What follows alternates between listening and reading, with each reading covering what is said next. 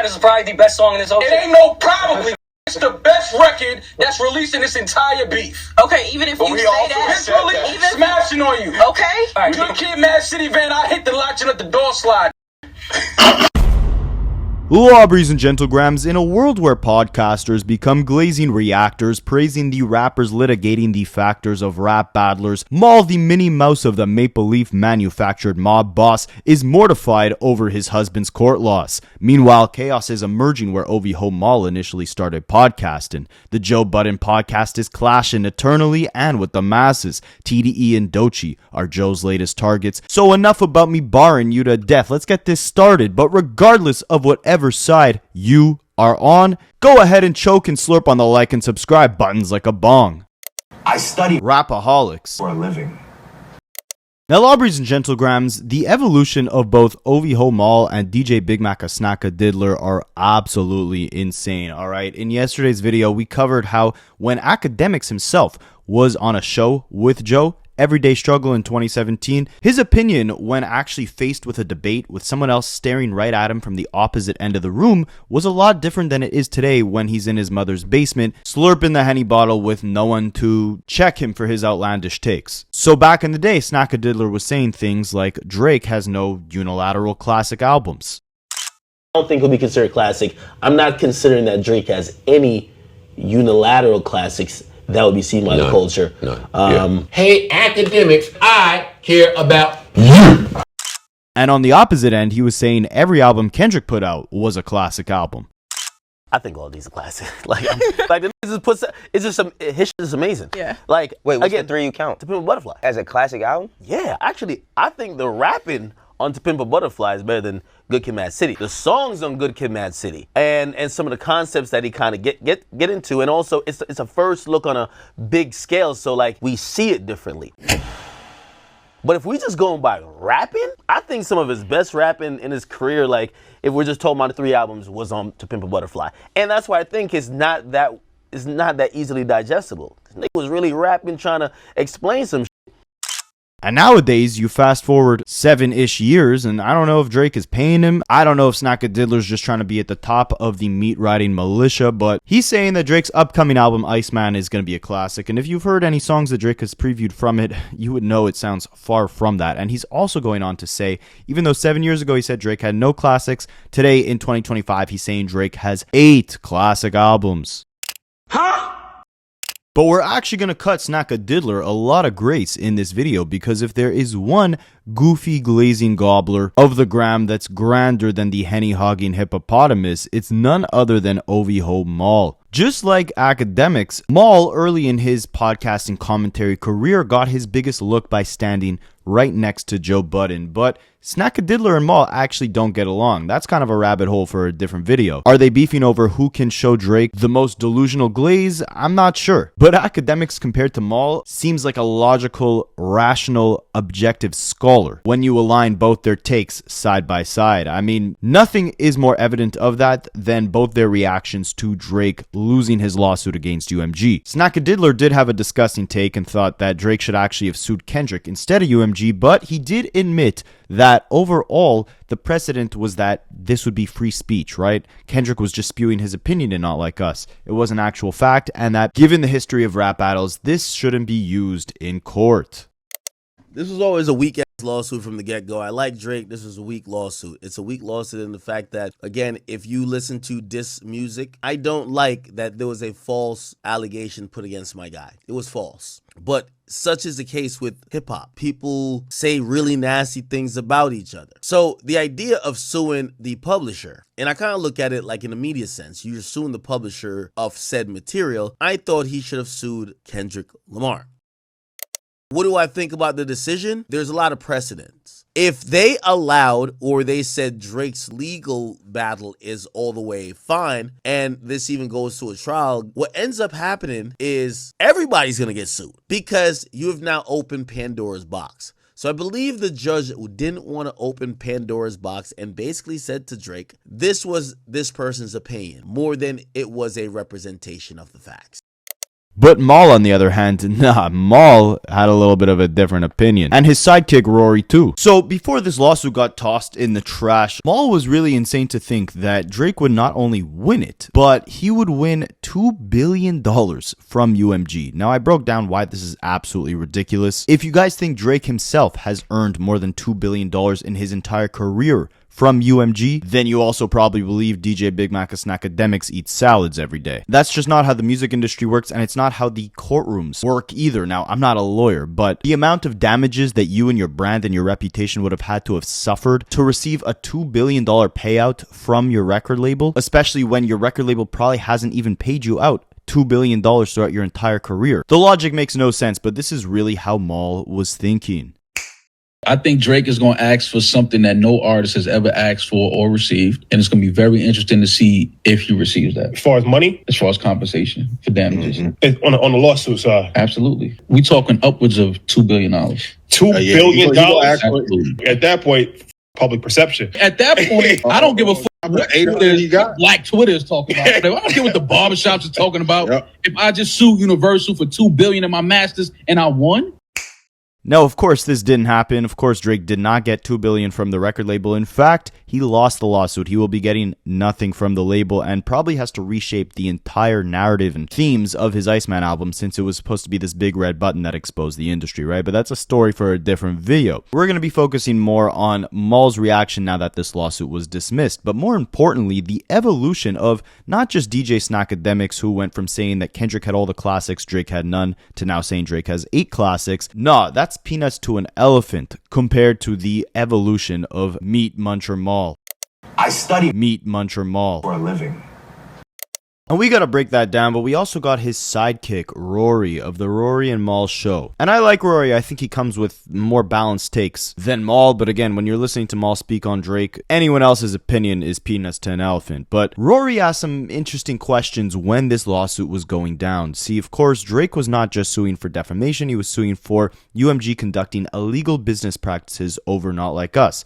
Amongst just the fake streaming and botting rumors that Drake was accusing them of, he also accused them of making secret payments and offering discounted licensing fees to boost Not Like Us in exchange for promotional consideration. What that means is obviously when a song gets streamed, Spotify has to pay the record label that owns the song. What Drake was accusing UMG of is that UMG went to Spotify and said, hey, Spotify, we will take less of the profits from Not Like Us, but in exchange, you have to promote that thing like it's going out of style. Every playlist, every homepage, when someone looks up Elton John on Spotify, they're getting Not Like Us, okay? Everyone is getting pushed that song, and that's what made the song blow up. That's what Drake is accusing UMG of doing. Now, if this was done under the books, that would be shady, that would be illegal, but there actually is a legal program that Spotify offers called Discovery Mode, where artists or a label can accept a lower royalty rate of their music in exchange for an increased algorithmic promotion.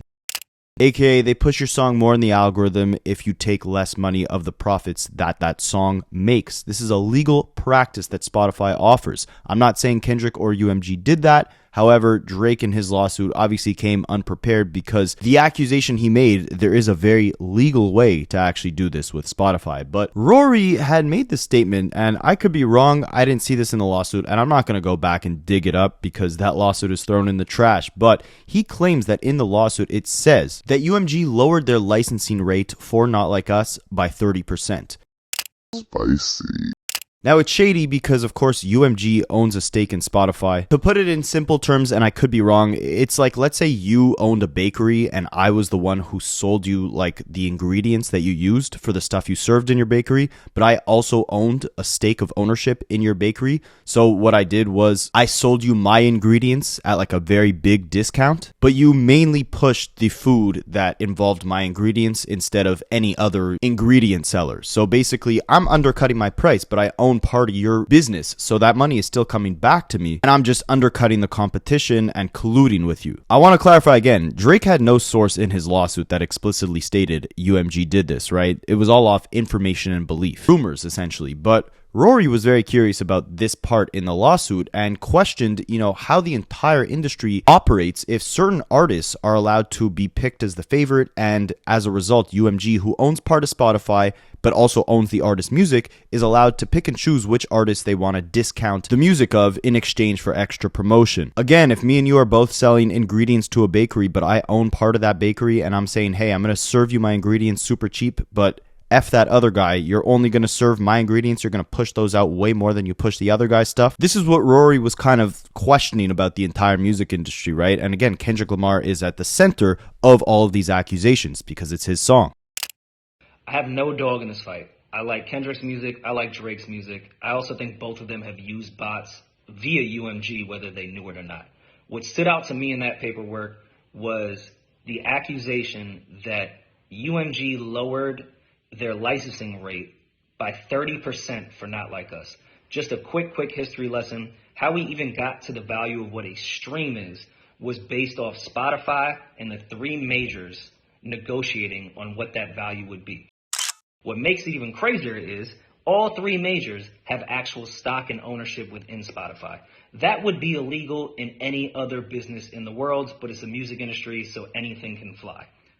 To the point that I worked at a major when Spotify went public, and they emailed all of us as employees and said, you cannot buy stock because that would be insider trading. Now imagine you're an artist and you know that the people that own your music plus the people that distribute your music, which is a whole separate tech company, are in cahoots to define what a dollar means within the music industry.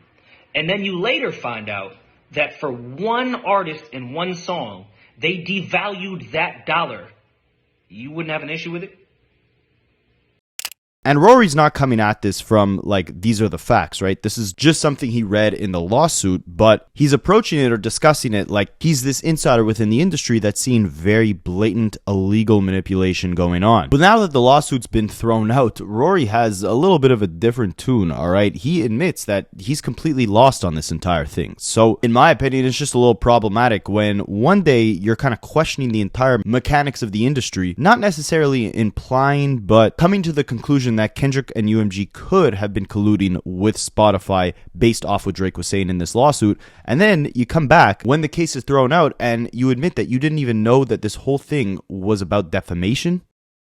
As someone that thought I understood it, now I actually don't. Because I know he was, from my understanding, initially suing for UMG promoting, pushing, and using bots about a song that was defaming him. Mm-hmm.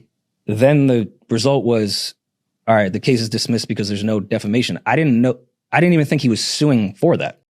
I mean, let's emphasize something here. The whole backbone of Drake's case was that he was being defamed by the lyrics in Not Like Us, right? And now you're flip-flopping to say you didn't know that? You weren't aware that all the botting allegations, all the, illegal licensing cuts that Drake was accusing UMG of implementing, it was all off the basis of the fact that it was over a song that was defaming him. That was the main central point of this lawsuit, right? It doesn't take a legal expert to understand that step one to cracking the code to if there's any legitimacy in this lawsuit is first understanding if the song actually defamed Drake in the first place. So we'll get into the rest of what these guys had to say, but I just find the evolution absolutely absurd. Again, they came up with Joe Budden on his podcast, right? They started this, I believe, in 2016. And one of the major episodes that actually took the podcast off was way back in 2016 when Joe Budden was criticizing Drake's brand new album at the time, Views. The podcast was Joe, Rory, and Mal. And on that show, Joe was crapping on this project, saying it was a massive step backwards in terms of the quality that was put into a lot of the Drake albums in the past.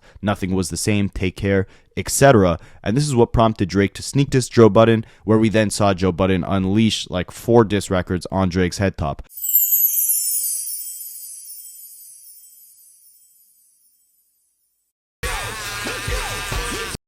I could do a whole breakdown on, the beef between Drake and Joe Budden, but it was funny because Rory and Mal were not even just at the center of it. They were standing behind the guy who had fired the most diss records aimed at Drake that we've ever seen in hip-hop until Kendrick Lamar came around and dropped about 5. So to see Mal especially evolve from the guy standing behind the guy who was Drake's biggest op, begging for beef, to now caping for Drake the way he does is pure absurdity. Don't forget, the Joe Budden podcast was also the first show to host Pusha T after his beef with Drake. Drake went on LeBron's show at the time to basically clarify a few things from the Pusha T beef, mainly the fact that Kanye West was kind of trolling Drake the whole time. Remember the Lift Yourself beat? He brought Drake to Wyoming to record. Drake thought it would be to get some beats for his own album, but it ended up being working for Kanye's album, right? That's where Drake claims he told Kanye about this kid that he was hiding from the world. Kanye then tells Pusha T. Pusha T creates the story of Adin. I study Pusha T for a living. Like, what's your family like? Oh, your dad left you at 5. Oh, I get that. He never walked you to the bus stop. You're mad about this. Your mom, she never remarried. You don't even know what like family is. So of course you don't dig marriage.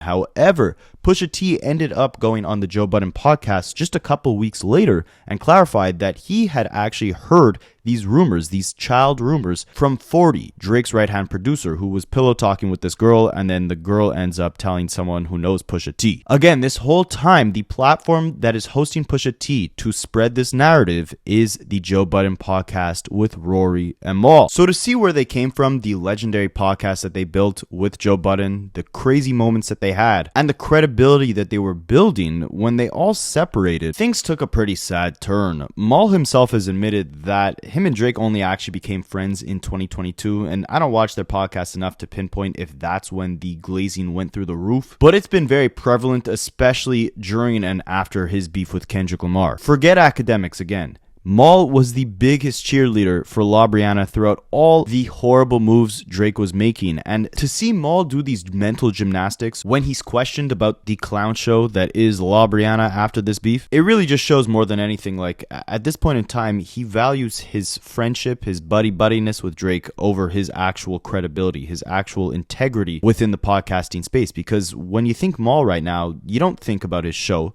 you don't think about his takes, you don't think about his accomplishments, you think about how he is Drake's pocket P word, alright? I can't say that word on YouTube, but you probably know what I'm talking about. I mean, look at this, when he's asked about, which rappers that he thinks Drake is better than, it's absolute absurdity to see the lengths he would go through to avoid even mildly criticizing Drake.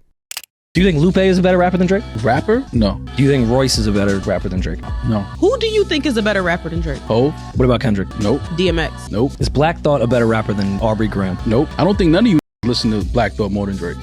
And he's saying him and Drake were laughing about the whole beef. It was all a big nothing burger for Drake, right? It wasn't like he went on to sue over this very same song that Mal claims him and Drake were laughing about. We laugh at certain shit. Like when we heard certain songs, like I text him like shit, just start laughing. What did you laugh at? It was a bar, and I had texting the bar, and we just started laughing. Was it about the kid, the 11-year-old? No, that wasn't. That was just ridiculous. But it was the other vaginal option. Worst bar in the whole beef. Yeah, You think that was the worst bar in the whole? Mal even went as far as to say that Family Matters was by far the best song to come out of this rap beef. Family Matters is probably the best song in this whole thing. It ain't no probably. It's the best record that's released in this entire beef. Okay, even if you say that. It's really even smashing on you. Okay. All right, Good Kid, Mad City van, I hit the latch and let the door slide. And again, at least Rory is there to like somewhat balance it out. But there is no getting through to this guy, all right? He is at peak levels of delusion. That record would have been amazing if Drake really does have an 11-year-old daughter. But it wasn't Then that effective. record would have been like, oh my God. It was so ineffective that Drake on the Heart Part 6 had to go, hey, everyone, do you remember that I said that he beat his wife and that Dave is the father? That's how ineffective one of the best battle records was. Yeah, because he's telling you, y'all sitting here listening to fake made up shit. I'm telling y'all some real shit. He's tripling down on this ain't made up. That's exactly what he did on the Heart Part 6. He rapped about this is taking his fake information. I told y'all this on Family Matters. And I think the worst part of all this is that after Rory and Mal were the ones who hosted with Joe Budden, Pusha T, to tell his story after his beef with Drake. They couldn't say it to his face, but years later, after you develop a little butt-buddy friendship with Drake, Mal is now making the egregious claim that Drake did not take an L to Pusha T, and in fact, Drake's diss record aimed at Pusha T, Duppy Freestyle, was better than the story of Adin.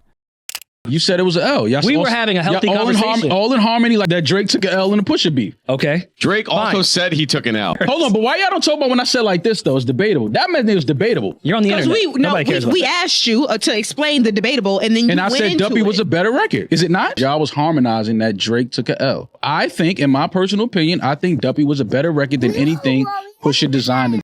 And Maul said the same thing about the Kendrick and Drake beef as well, right? I'm not going to rehash too much of this beef, but the last point here is Maul essentially said his whole excuse is Drake didn't get out-rapped, he got out-strategized in both the Pusha T and Kendrick beef. He said that Family Matters, he's spoken to a lot of people who are highly respected within hip-hop, and that was the best rapping to come out of the beef. Better than Not Like Us, better than Euphoria, better than everything. And that everything in that song was factual. But anyways, let's get back to what these clowns thought about the entire lawsuit getting thrown out, right? So Rory emphasizes again that he was lost throughout this entire thing. He didn't understand that Drake was even suing over defamation. So it's just insane to me that before the case got thrown out, Rory is acting like he read through the lawsuit and he was shocked and disgusted at the horrible illegal manipulation and colluding tactics that UMG was using to boost up Kendrick and destroy Drake. But now that the lawsuit actually gets thrown out, he admits he had no idea what the hell was going on in the lawsuit in the first place. I have no idea what the fuck is going on. Clearly, the paperwork that I initially read is not even where the case ended up. Because I thought he was suing UMG for them promoting. I agreed with the judge. Like, this is just a bad old back. No one really thinks that. But I didn't think that was the lawsuit. I thought it was illegally promoting outside of the industry standard a song that was defaming him. How the judge made it sound, it was like, all right, yeah, he said mean things about you, but you said mean things too. So Rory thought this entire lawsuit was just about UMG promoting Not Like Us, when in actuality, the entire lawsuit was centered around the fact that they released the song in the first place and that the song was defaming Drake. You guys know this because you have brain cells, and if you've been keeping up with the channel, we've discussed this a million times. But the problem with Rory is that he was so quick to push out this grand conspiracy that Drake was the victim of massive industry manipulation that he couldn't even read the actual lawsuit itself to discover that Drake was suing because his feelings were hurt over what Kendrick rapped about. And even more so than that, if you are just taking the, illegal business malpractices of promoting Not Like Us in the lawsuit at face value, you can't even jump to any crazy conclusions because Drake himself did not include any factual sources in the lawsuit to show that UMG actually did use bots or take a licensing cut or anything. It was all, again, off quote-unquote information and belief, which means we heard rumors. We have reason to believe that this is true, but we don't actually have the sources. That's why Drake was requesting all these crazy things. He was asking the judge for UMG to hand over Kendrick's record contract, any allegations UMG heard about Kendrick abusing his wife so that he could prove Family Matters was actually full of facts. Anything related to Dave Free and Kendrick's children, this was in the lawsuit. Any ties that Kendrick had to Rock Nation before he booked them for the Super Bowl. He was asking for all this stuff because he had no actual facts. So for Rory to have been, reacting to this lawsuit the way he did without actually reading it and realizing there's no facts within it is crazy, all right? But we're going to keep going because it gets worse. Drake may have some of the most positive fans I've ever seen in my life. They say, y'all didn't even understand Drake's angle. The judge just proved that he's not a pedophile. That was his case the whole time. They said the fact that the judge dismissed it means the judge is like, you're not a pedophile, so there's no defamation here. And they were like, well, that was his plan the whole time. I'm not saying this is logic. Yeah, I'm just telling you what I was reading. I'm just telling you what I was reading. So Rory was trying to break down the OVHO's logic after Drake lost the case. And their logic was basically that Drake got what he wanted, right? Drake wanted to prove to the world he wasn't a PDF. And by suing over this song that accuses him of being a PDF, he's showing the world, look, I'm so confident I'm not a PDF that I will sue anyone who even calls me that, because then it would be taken to court. And if I actually am a PDF, Kendrick's lyrics wouldn't be defamation because they'd be the truth. I'm so confident I'm not a PDF that I could prove it to you in court, and then by result, Kendrick would be defaming me because he's spreading lies. So the OVHOs think because the judge chalked up the case to being opinion, aka the lyrics in Not Like Us were opinion, the OVHOs think that that means Drake has now proven to the world he's not a PDF. No, the only thing he's proved to the world is that he would compromise free speech by suing over a rap battle, and that even the judge thinks it's ridiculous to be filing a lawsuit over this song because when you judge it in the context of the rap battle, the whole purpose was to slang as many cutthroat insults at your opponent as possible. It doesn't mean Drake being a PDF is true or false. It just means that Kendrick was spewing his opinion in his lyrics. But this is where Maul comes in and gets absolutely delusionally ridiculous, all right? Drake is obviously appealing the entire case, right? That doesn't mean he can change his lawsuit. That means he can request a different judge look at the case that he already made to see if they would think it can go forward or it's worthy of going forward. Like I said before, Drake didn't actually bring this lawsuit into the judge's hand with any actual evidence. He was asking the judge to open discovery, aka to discover what UMG was hiding in their offices. And then with that evidence, he can go on to build a case. But he had no evidence. Mal now is saying this is far from over. Drake is going to appeal the case. He's going to go round 2 with the judge, with a new judge. And this is where things are really going to get taken to the next level and everything will get exposed. But what Mal doesn't realize is that all the evidence that Drake had was already put into the lawsuit. And guess what? There was no evidence. Again, all off quote unquote information and belief. That's what everything in that lawsuit said. There is no evidence. There's no red button. He already spent hundreds of thousands of dollars on this case, and there's no redoing the case. When you appeal, you're just asking for a second trial on the same issue you already brought at hand, and in Drake's case, there's zero evidence. So what Mal says is absolutely delusional. That people have to know that his lawyer, his team, they're going to appeal this and take this to another level. I don't know if people know that. Like, this is not over with. Like, should we just let it go? No, see, no. At this point. No. Why? But would you? If you and your team, your lawyers had things in your possession that prove what you're saying is correct. Didn't they reveal everything? This is not over with. I know people hear things getting dismissed, but like, there's a whole nother level that I believe this is getting ready to go to. So then Rory emphasizes something that we've been saying forever, right? Is that whether you're on Drake's side or Kendrick's side, everyone can agree. The more Drake proceeds with this lawsuit, even though he has no evidence, I can't emphasize that enough, the more he keeps going with it, the bigger Not Like Us is going to get. The bigger this entire moment will get, because this is historic. You have news outlets reporting on this case. It's historic that a rapper sued over a rap battle they willingly participated in. Hey, Drake, the more you do this, like you're making Not Like Us the greatest battle record of all time, the more you do things post the battle. Like, I'm sure Not Like Us, because of this announcement, may chart this week. Just because of the announcement. Like, you're adding more allure to what this battle was. But I also know that Drake doesn't give a fuck. So Mal goes on to say, like, Drake knows something we don't know, right? Drake is the one who's been in contract negotiations with UMG. And again, the whole basis of Drake's lawsuit is that UMG tried to defame him with Not Like Us. Like, they released the song, they promoted it to all these levels to destroy Drake's reputation so that when he comes back around for his contract renegotiations, they can give him a smaller number because his reputation is ruined. Mal is saying because Drake knows what went on behind the scenes, that's why he's so confident, that's why he doesn't give a crap about what the public thinks. He wants to fight for the highest dollar amount for his new contract or just to get out of his contract, whatever the case is. We obviously don't know, right? It's mysterious red button behind the scenes stuff that only Drake knows. One, when you don't care. Two, when you know what you know and you know what's going on, because none of us knows Drake's business with his label. We don't know his negotiation, what he was going through with the label at the time. None of us know the specifics of that. But when you know and your lawyers know exactly what happened and what went on, when you say just let it go, no, somebody of his caliber and his level is not going to just let that go because they know what we all do not know. They have information that none of us have.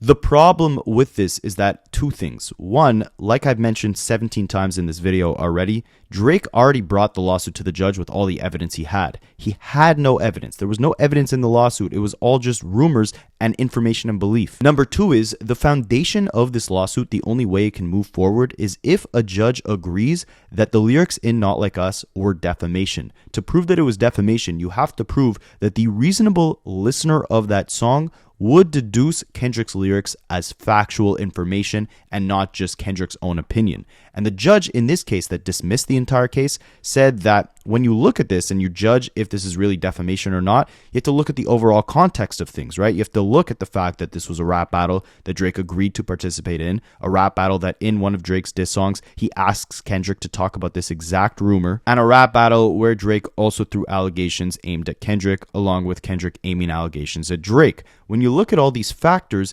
your claim that this was defamatory breaks, because when a reasonable listener who has judged the overall context hears this song, they're going to take it for exactly what it is. Kendrick Lamar trying to destroy Drake lyrically in a rap battle, not Kendrick Lamar announcing to the world factual information about Drake's obsession with A minors, right? So for Rory to say like Drake knows something we don't and that's why he's going to keep fighting this thing, number one, if Drake knows something we don't, he would have put it in that lawsuit. He wouldn't be asking for all these crazy things from UMG like Kendrick's contract or his and Dave Free's history with their children. Number two, it doesn't matter what Drake knows about his contract with UMG and, you know, how they were trying to purposely tarnish his reputation. all of that doesn't matter if you cannot prove the very foundational aspect of this lawsuit, which is that Not Like Us is actual defamatory material. And based off precedent, based off historical cases that involve similar situations where someone was accusing someone else of defamation, the judge concluded ultimately that this was just opinion. Kendrick wasn't stating a fact, therefore this is not defamation. And when that foundation of the case breaks,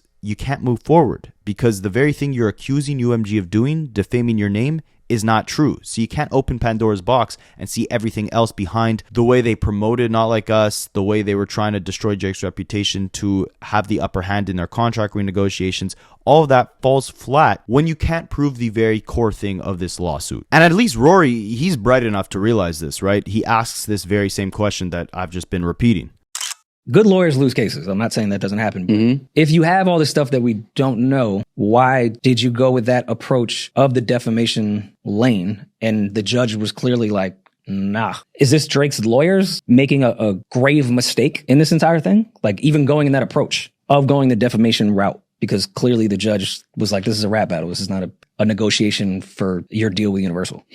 And Mal has no real rebuttal. He just keeps regurgitating the same thing over and over again. It's that you wouldn't be as big as Drake if you didn't have the right people in your corner. Drake has the right lawyers, and this is far from over. We know he's appealing the case, and UMG knows that he's going to keep fighting this thing, and they're going to have to be in the barrel of Drake's scope. I don't believe that Drake and his team and his lawyers are letting this go. I do think that this is going to another level. You know, again, we don't know the business side of it, what, Universal did. We do know that he's top priority at Universal. He is in the middle of renegotiation. I don't know where that stands today. I don't know if he's even contemplating, any type of negotiation with Universal. But I do know that Universal knows, or they know, the internet can say, oh, yeah, I told you he lost it. Ask Universal if they think this is over. This judge dismissed it and, dismissed the case in that court. But this is now going to another level. And that only speaks to, again, he obviously knows something. His team knows something. He has great lawyers. You don't become the artist that he is without having the right people around you. It got dismissed in that court, but again, this is far from over. We haven't heard the last of this lawsuit with Drake versus UMG. And this just sounds like an AI, right? Like, you ever type into ChatGPT anything you want to hear and they'll just tell you whatever it is, yes, man, to the max. This is exactly what this is, right? Mal has no facts. Mal is not coming with any nuanced opinion or questioning about, why the judge could have thrown this out, how Drake perceived UMG's behavior surrounding their contract renegotiations, what he's really fighting for here. There's no journalistic work. There's no deep diving or actual logical questioning. It's all just regurgitating the same delusional talking points in that Drake is a smart man. Drake's team is going to continue fighting this thing. He knows something that we don't. And he's going to grill that judge until the whole world knows. But the thing is, if he knew something that we don't, again, why didn't he put it in the lawsuit? All right, but that's that.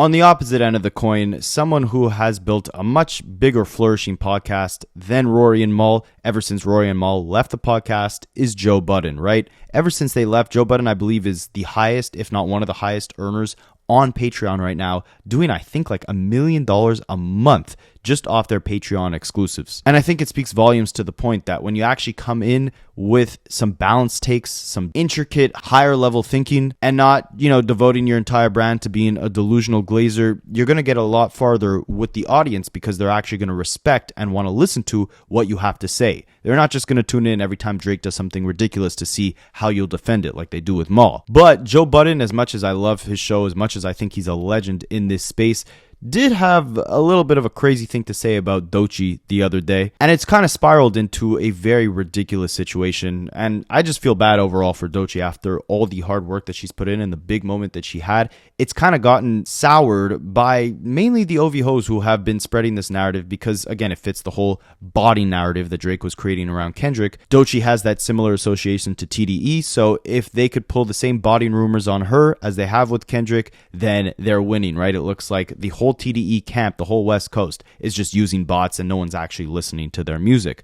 So she had this massive moment, and now people want to call her an industry plant for that, and we'll get to that shortly in this video. But first, let's take a look at what Joe Budden had to say about Doechii's overall silence over the last few months. Again, she's been getting a lot of hate online, and regardless of that, she's on tour right now, right? So she's not necessarily dropping music actively. She's still letting the success ride out of Alligator Bites Never Heal, her mixtape from August of 2024, and she's riding high off that success by headlining her own solo tour. But because of that silence, the people who were calling her an industry plant, the people who were saying that, you know, her success was manufactured, it was paid for, because we're not seeing as much for now as we were a few months ago when the Grammys happened, when Anxiety, her song, blew up. Now they're saying, look, it really was an industry plant because she came and went. She's nowhere to be found right now. But sometimes when the media is chewing you out for no logical reason, the best thing to do is to just lay low and continue racking up success in the real world, not on the internet. And that's exactly what Doechii is doing.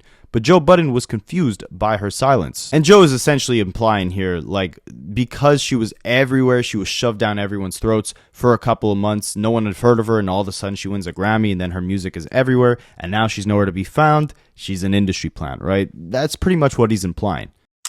Ain't nobody heard from Doechii? This about what? I knew you would say that. No, I don't know. Yeah, me neither. We can find another topic. Yeah, please. I was just asking y'all. I don't know. I don't know what the context is. I don't know either. Just what the industry plan shit? Move right along. Yeah, moving right along. Okay. I'm Parks. They ain't tripping me up. Why you ask that question? Because I thought it would be a little more obvious than it is, but I guess it's not yet. But it's kind of obvious. So Doechii's DJ actually clapped back at Joe Budden. She tweeted out this clip of him, you know, saying all this stuff, and she replied to it by saying, "Joe, you snapping turtle head, you saw and heard Doechii all year. Grammys, Glastonbury, Lollapalooza, just this weekend, Austin City Limits, and now her own sold-out tour, which is starting this week. What's obvious is that she is working clearly." And yeah, I agree completely, right? Like, this industry plant narrative was planted by Ovi Hose, who again wanted to show that it wasn't just Kendrick, but the entirety of TDE and that camp are inflating their numbers, inflating their success by using these manipulative industry tactics to boost up their streams and shove their music down playlists and make everyone be forced to at least see their music, so it seems like it's a lot more successful than it is, but it's all an illusion. It's all a paid industry manipulated tactic. But in the meanwhile, how would Doechii be able to sell out her own tour if this growth wasn't actually natural? We're seeing a million rappers right now struggling to sell out 2,000 person venues. Joey Badman was supposed to come to my city. I was going to pay $50 to go see him, Rhapsody, and Absol in a 2,000 person venue for 50 Canadian dollars. That's like $35 USD. 3 rappers, they couldn't sell it out. It got canceled. Or maybe it didn't get canceled for low ticket sales. Whatever the case is, they're not coming, right? Doechii is touring America right now all on her own. That Alligator Bites Never Heal project, that didn't sell a lot in the first week. If they were really using bots and all these fake streams, wouldn't they have put them for her first week so it would look like, you know, this big debut of this random new girl who no one really knew about, right? Wouldn't that be the logical way to go about it? Why would they deploy the bots only after she won the Grammys? Oh wait, maybe it's because a bunch of random people who didn't know who she was see her win this Grammy, which is voted for by an academy of people. You could say the Grammys are manipulated all you want, but it's people who vote on those categories. It's 13,000 people who vote, right? And you don't think for a second that after that massive night that she had where she performed and won the award for Best Rap Album, becoming the 3rd female to do so after Lauryn Hill and Cardi B, that a bunch of new eyeballs would now be on her. And then a freestyle she recorded and posted on YouTube in 2020 randomly goes viral around that same time period because, again, now you have all these new eyeballs checking on you because you just had a massive moment at the Grammys, and now they find this song from 2020 that they like. It goes viral on YouTube, which prompts you and your label to do the smart thing, which is to actually get it onto streaming platforms. Once it's on streaming platforms, it blows up. Obviously had a label push like every song does, but that doesn't mean there were fake streams. That doesn't mean there was bots or licensing collusion agreements. It just means the song blew up like any other song, right? But that's where these industry plant rumors had started. Now, another big factor of the whole industry plant narrative is that Doechii went from 59 million monthly listeners on Spotify to 25 million monthly listeners on Spotify. That's a big drop. That's around 35 million people that are no longer listening to Doechii on a monthly basis who were at one point listening to her. But when you actually get into the intricacies of the situation, find out that a drop like this is normal. It is natural given the moment that Doechii had. It's not a case of TDE spending millions of dollars to make her one of the most listened to artists on Spotify and then suddenly just stopping to spend that money, and she drops all the way down to like the 200th most listened to artist on Spotify. This is very natural. So let me explain. I actually replied to someone on Twitter who was asking, how is this even possible? And I explained it pretty much cut and dry what it is, right? And make sure to follow me on Twitter, by the way. I'll leave the link in the description and the link to the second Rapaholics channel where we'll be reacting to a bunch of random things. So I tweeted out this person asking for an explanation, saying, there's a very simple explanation for this. A monthly listener on Spotify is just one unique person who has played an artist at least one time in the last 28 days. Meaning that if you type in right now Young Thug on Spotify and you click on one of his songs, you count as one of his monthly listeners. Doechii had 59 million monthly listeners right after she just won a Grammy, and her song Anxiety around that same time, that same month, went viral. At that point in time, tons of new people are checking her out. And again, a monthly listener on Spotify is a person who just listens to one of your songs at least one time, right? So imagine, I was sitting there with some of my family members watching the Grammys, and they had no idea who Doechii was. The day after the Grammys, when she won the award and they saw her at that show, they now knew who she was. Some of them went out to go check out her music. This probably happened all across America, right? All this massive rush of new people checking out your stuff leads to a massive unnatural spike in your monthly listeners. The same thing happened with Kendrick after the Super Bowl, right? 130 million people watched that Super Bowl halftime show. Probably only a fraction of them knew who Kendrick was.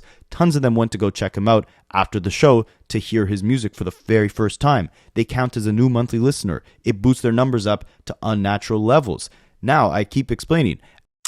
After the hype of the Grammys, after the hype of that Anxiety song, some casual listeners stopped listening, but millions of them stayed, which left her at around 25 million monthly listeners. That's not as high as her Grammy night. That's a far drop off from the 60 million that she had right after the Grammys. However, that 25 million monthly listeners that she now has is way higher than she had before the Grammys when she was selling 11,000 copies in the first week. So what the Grammys did is bring a massive influx of new listeners to Doechii's page. Some of them left, but a lot more of them stayed. So now she's left with a brand new crop of fans. These big moments in culture, in music, bring these big spikes in monthly listeners. And then the listeners drop off as time goes on, right? When you look at Doechii's come up, you'll realize that she had a Billboard charting hit in 2023.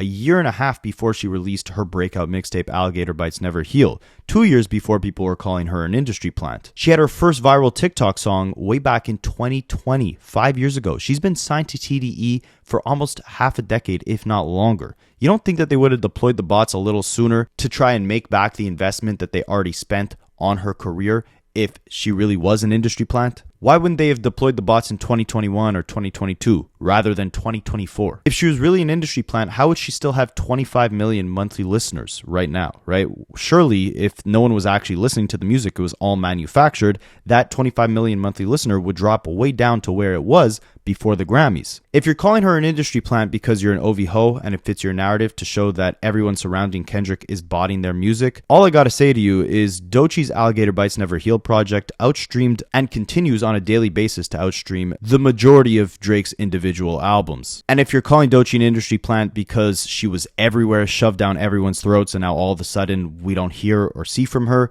well, yeah, after a sea of hate like that, it makes more sense strategically to go on your own headlining tour, which you're selling out because you actually have real fans in the real world, not just bots, and lay low on social media until you're ready to release music that you're confident will make the same impact that your last project had. I could go on and on about the Doechii industry plant stuff, right? Like, it really leads to the deeper root of that. People are used to these recyclable 15 minutes of fame type rappers over the last few years that are just geared to give you the quick TikTok hit and then be disposable for the record labels. We haven't seen a record label like TDE foster that years of care and work and development into an artist like they did with Doechii, to the point where she only flourished on superstar type levels once she was fully ready to give the world a project as cohesive, as balanced, as concept driven as Alligator Bites Never Heal, right? Matter of fact, I forgot, I have a whole Doechii documentary that literally details her come up year by year since the beginning, so you can see for yourself that this is a decade plus in the making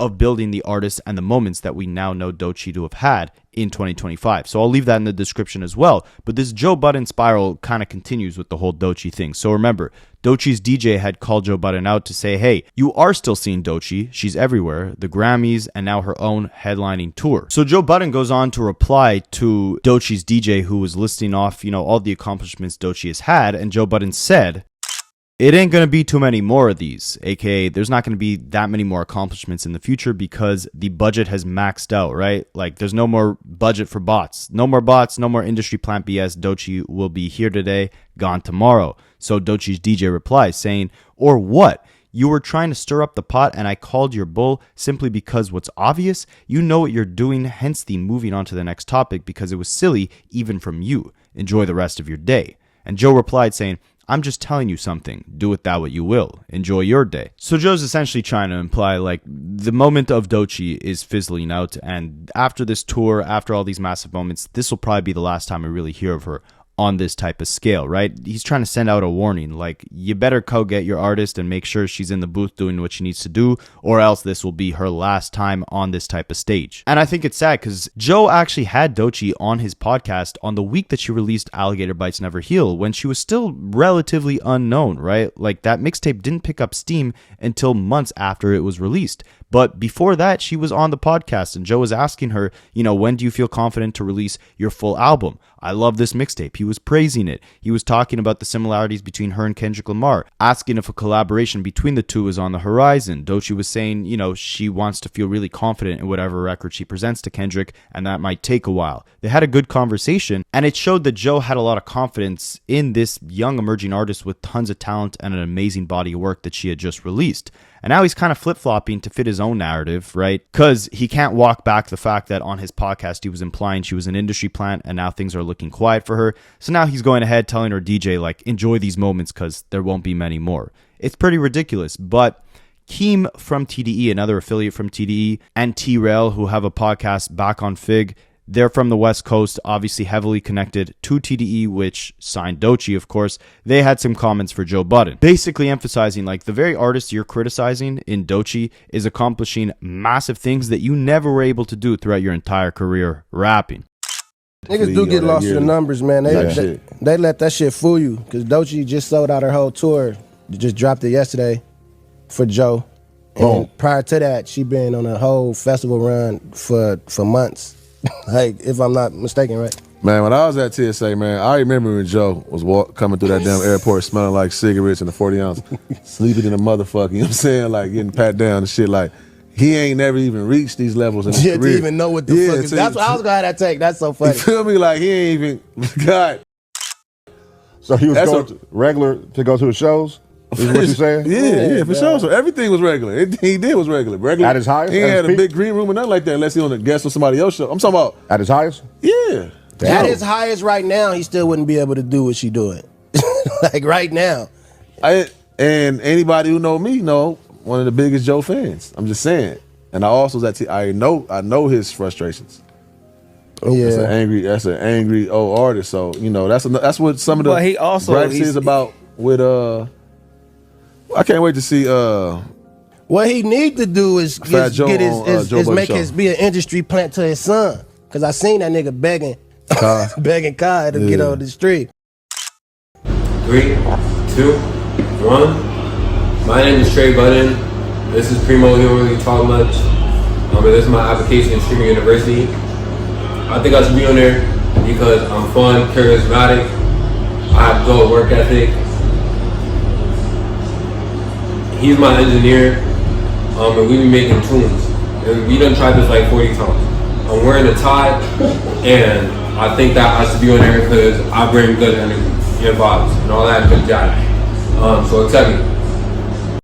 But that's what he need to go do, is be an industry plant to that nigga. Because on that same episode when they was finna squab with